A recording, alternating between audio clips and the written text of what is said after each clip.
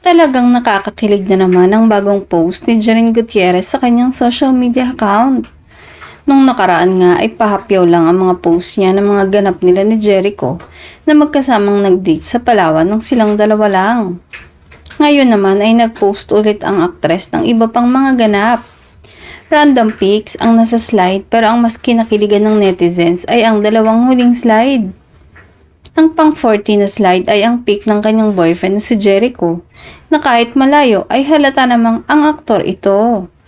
Ang panghuli ay ang sign na may nakalagay na "Just say yes." Nag-propose na kaya si Echo kay Janine? Hindi kaya isa ito sa mga ganap nila during the proposal? Or ito kaya yung time na sinagot ni Janine si Jericho?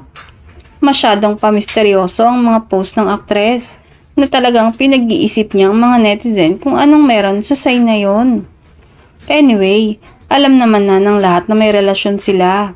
Siguro ay inuunti-unti lang nilang ilabas kung kailan naging sila at kung paano niya sinagot ang aktor.